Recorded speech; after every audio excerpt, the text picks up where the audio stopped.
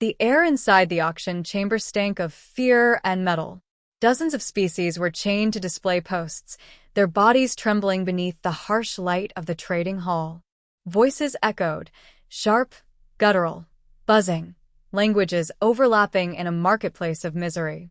Credits clicked on datapads, and each life was measured not by worth, but by utility. The auctioneer's voice cut through the din, sharp and impatient. Another being sold, another transaction completed, and another soul dragged away to vanish into servitude. Then they brought her forward. Thin, pale, silent. Her wrists bound in energy manacles that seemed unnecessary because she barely resisted. The auctioneer introduced her with the same hollow cadence used for all stock, but his tone slipped with irritation when the crowd gave no reaction. Aliens leaned forward to inspect, then leaned back unimpressed. Too frail. Too small. No scent of strength, no gleam of obedience in her eyes. Some laughed quietly, others muttered insults. A defective model. Not worth the lowest bid. The auctioneer raised the pitch of his voice, attempting to spark interest. He pointed out her youth, her unspoiled condition, her potential use in menial service. No response. A scaled merchant spat in disdain, saying even feeding her would be a waste. A horned predator rumbled that she looked sickly and might not survive transport. One bidder asked if she was even alive, or simply defective genetic refuse dumped into the lot. Their laughter rolled across the chamber like thunder, cruel and dismissive. The girl lowered her head, her dark hair veiling her face. Her shoulders hunched inward as though trying to shrink until she disappeared. She had been through this before, too many times to count. Displayed, inspected, rejected. Always left unwanted.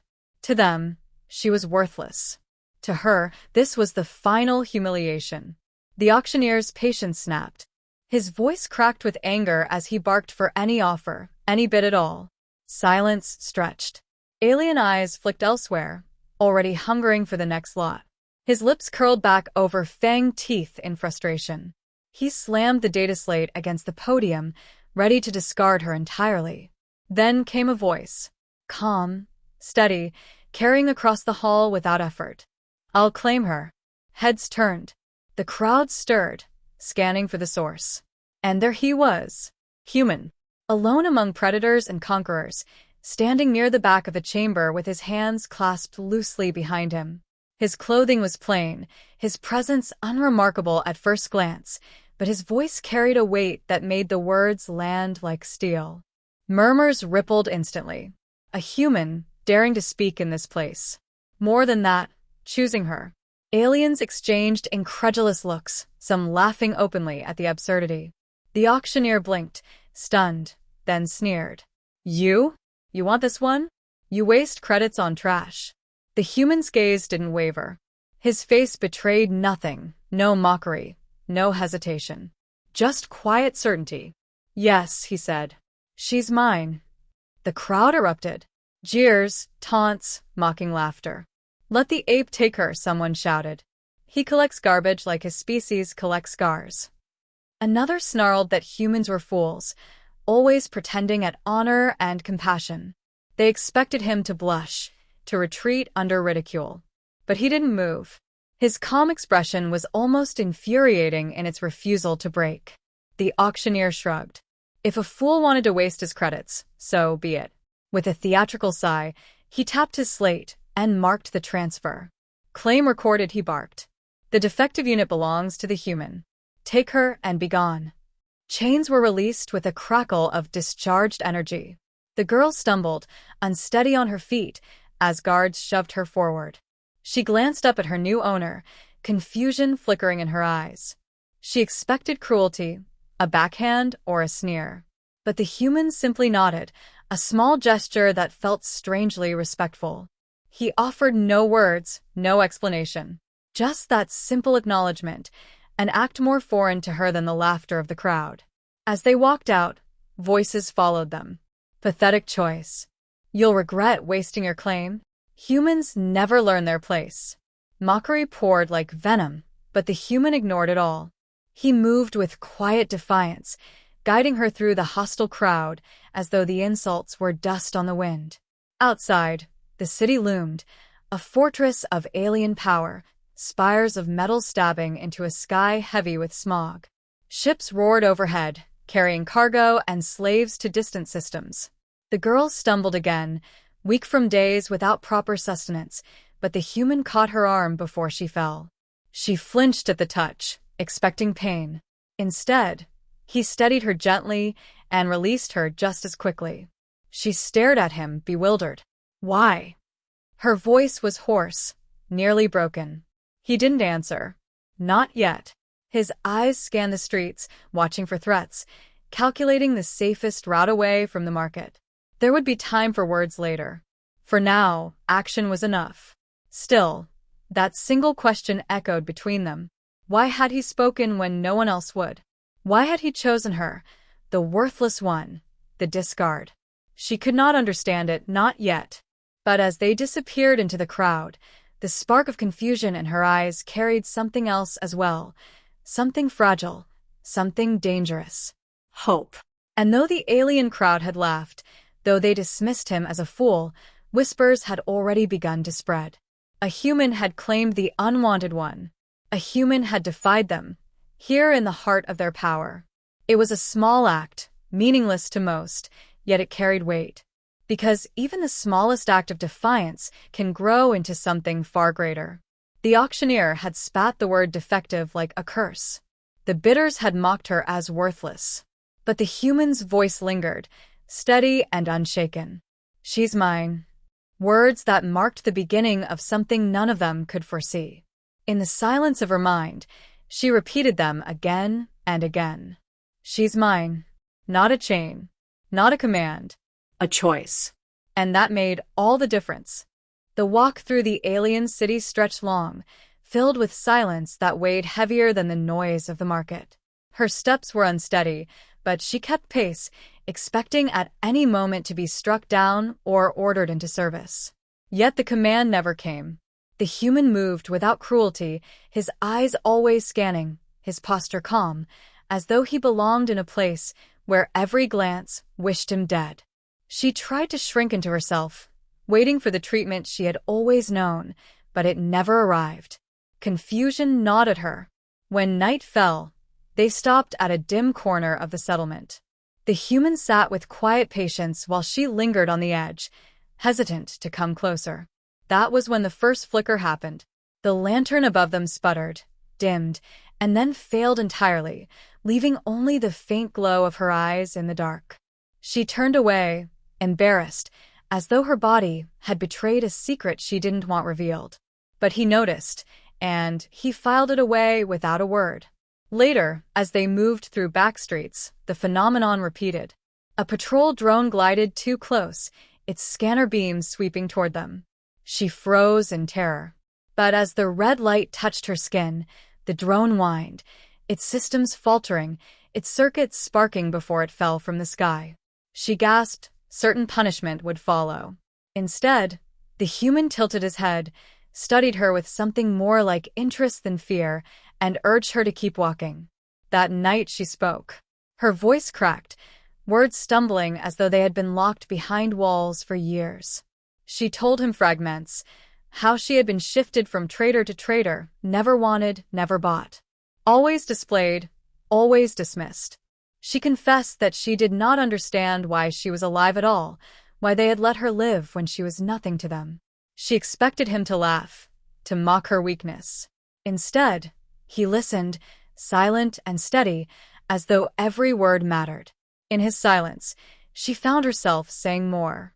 She described the feeling of always being out of place, of machines acting strangely around her, of handlers treating her with suspicion. She thought it was a curse, something broken in her. Her hands trembled as she spoke, but his gaze held her steady. He didn't tell her she was wrong or weak. He only listened, and that unsettled her more than cruelty ever had. When she slept, he worked. His fingers flew across a stolen data slate, hacking into channels reserved for slavers and warlords. Information streamed in fragments, encrypted and tangled, but he was patient. Hours passed as he dug deeper, chasing references, codes, and rumors. Then he found it, records hidden within records, traces of genetic research buried under false transactions. A project abandoned, its subjects scattered. A design meant to counter the very technology the slavers relied on, neural control systems, the implants that kept conquered populations docile. She wasn't effective. She was designed. A living weapon engineered to short out the chains of control. Too dangerous to be allowed into circulation, too unpredictable to be safely used, yet too valuable to destroy outright. She had been dumped into the slave system where no one could guess her true purpose. The human leaned back, the screen's glow painting lines across his face. The implications were staggering. If she was real, if her biology truly disrupted the systems of their oppressors, she wasn't worthless at all. She was the key that could unravel the very foundations of alien dominance. His jaw tightened, not with fear, but with resolve. When dawn came, he told her part of what he had learned. He didn't overwhelm her with all the details, only the truth that she was not broken, not defective. She was made with intention, though not for her own sake. She shook her head, denying it, retreating into disbelief. To her, it sounded like another cruel trick. But when he pointed to the shattered drone husk lying in the alley where it had fallen the night before, she faltered. The evidence was undeniable. Her silence stretched long. Finally, she whispered, "If it's true, then I'm dangerous." His response was immediate, calm, and absolute. "Not dangerous to me."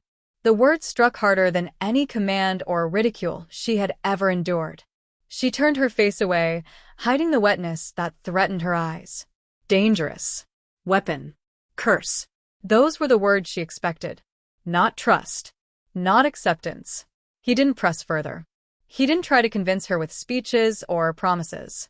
He simply moved forward, as though the revelation changed nothing about the choice he had already made. She was his because he had said so, and that was enough. But the world outside would not ignore what she was. Somewhere, in the vast network of alien commerce and power, eyes would notice the anomalies in the data. The whispers would begin. The hunt would follow. The human knew this. She did not yet. For now, he let her rest in the fragile space between fear and discovery, while he prepared for what would come next.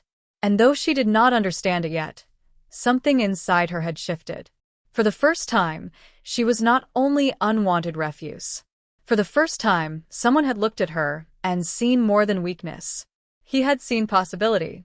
The truth would not remain hidden. Sooner or later, the galaxy would realize what had been sitting unnoticed on the auction block, ignored and mocked as worthless. A weapon disguised as fragility. A revolution hidden in plain sight. And at the center of it all, a human who had dared to claim what no one else would. The whispers began before they were ready to move. Credits flowed quickly across alien networks, and with them, rumors. A human had claimed something discarded, and that something was not what it seemed. To some, it was nothing more than a curiosity, but to others, the fragments of data carried a more dangerous meaning. Reports of drones failing, control systems glitching, implants shorting out wherever she lingered, pieces of the puzzle forming a picture few dared to imagine. And once the picture was clear, the hunt began. They were followed first by mercenaries, small crews chasing quick bounties. The human avoided them with patience and precision. He mapped routes through the underlevels of cities, rerouted surveillance feeds, triggered false alarms to scatter patrols. Where others relied on brute strength or superior weapons, he relied on cunning, turning every advantage of the oppressors against them. By the time pursuers realized they had been misled, he and the girl were gone, shadows slipping through cracks no one else noticed. But the pressure mounted.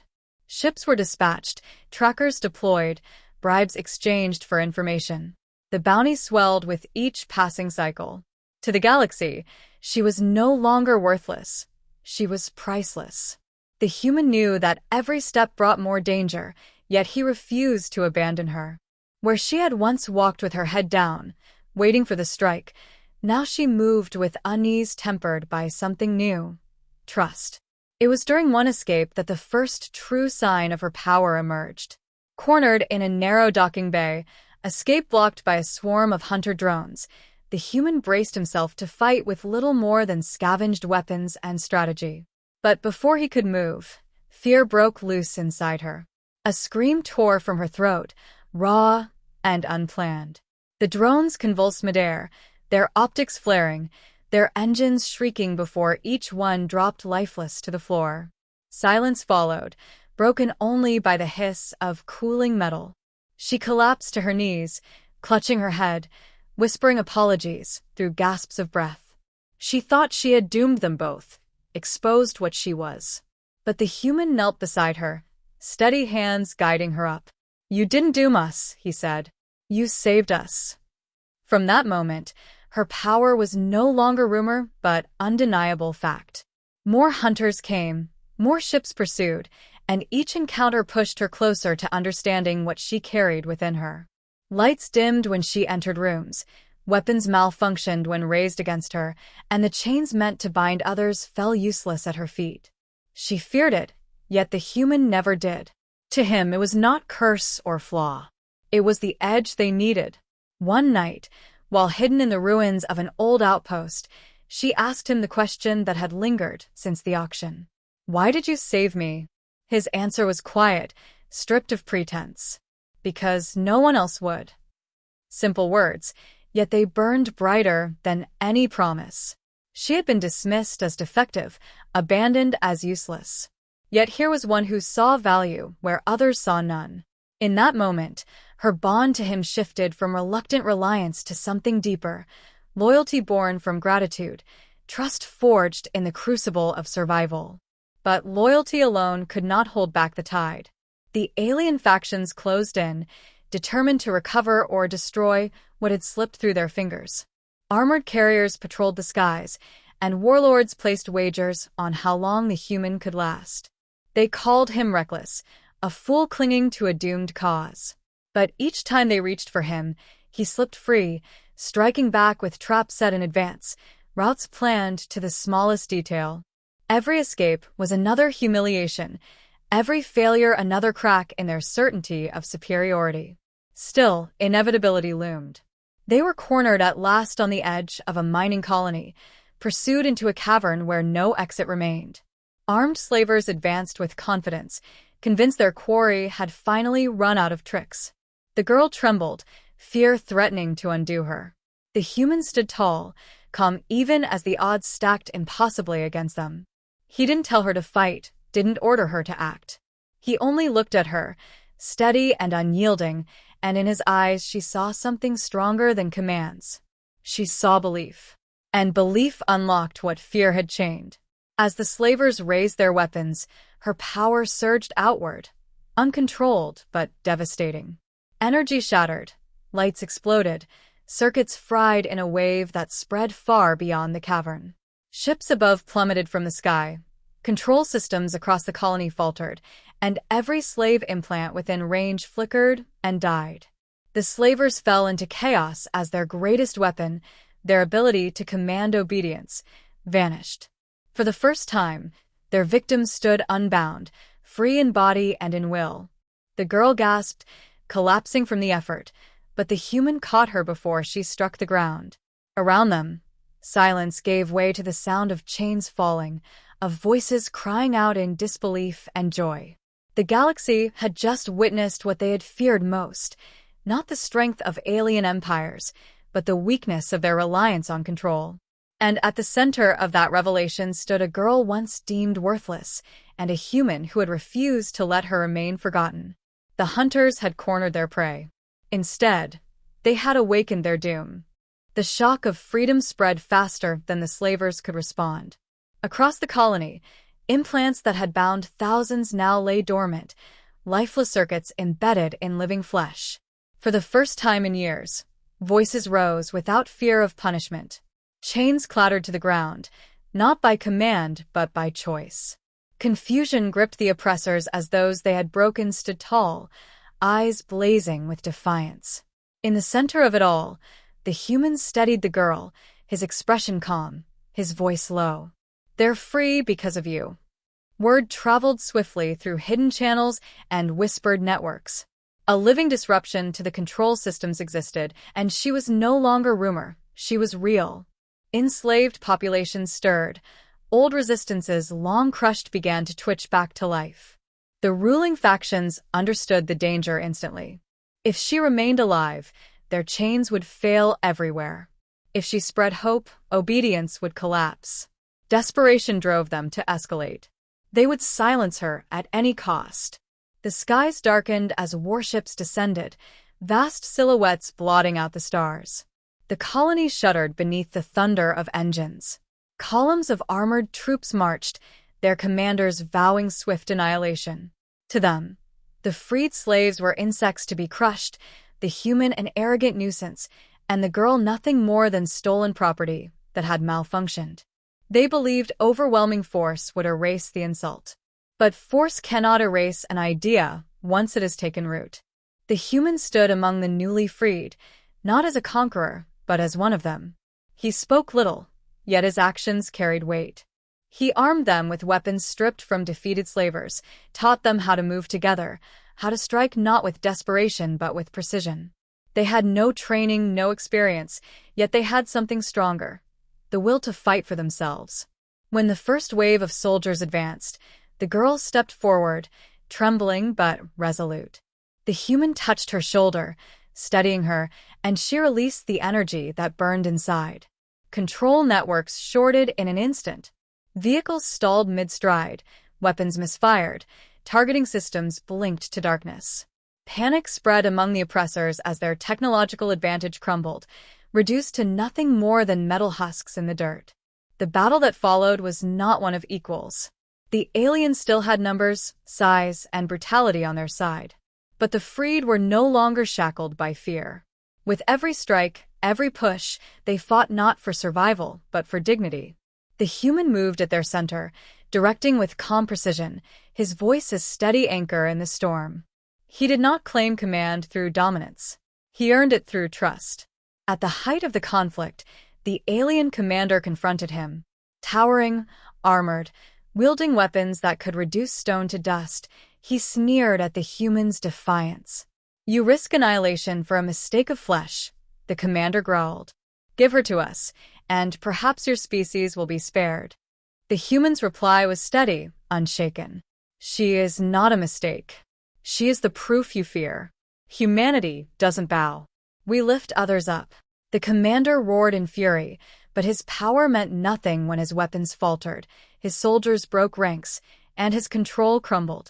The girl's presence rippled across the battlefield, stripping the oppressors of their chains, igniting rebellion in every heart that had once been silenced. The tide turned not with overwhelming strength, but with belief that freedom was possible. One by one, the alien ships retreated, their humiliation greater than their losses. The colony stood scarred yet unbroken, its people no longer slaves, but fighters with a cause. The girl, once mocked as worthless, now walked among them as a symbol of hope. She still doubted herself, still felt the weight of what she had been made to be, but wherever she faltered, the human was there, steady as ever, reminding her she was more than design, more than weapon, more than curse. Together they had lit a spark that could not be extinguished. Across the stars, whispers grew into promises, promises into plans. Entire species began to stir, waiting for their chance to strike back. The empires of control, built on obedience and chains, felt the first tremors of collapse. The girl had once been unwanted, dismissed as defective. The human had once been dismissed as weak, primitive, beneath notice. But in defiance of every expectation, they had become the beginning of something greater than either could have imagined. Not because of power stolen from machines, but because of courage, empathy, and the refusal to look away when others did. The galaxy would remember the moment a human claimed what no one else wanted. They would remember the quiet words spoken in a crowded auction hall, words that planted the seed of revolution. "She's mine." Not a command, not a chain, a choice. And from that choice, freedom had been born. The war ahead would be long, and the enemy vast. But the lesson was carved deep into history now. Humanity endures not by strength of arms alone, but by the unyielding will to stand when all others bow. In the face of fear, in the heart of despair, they find the weapon no empire can match: hope. And hope, once awakened, cannot be enslaved again.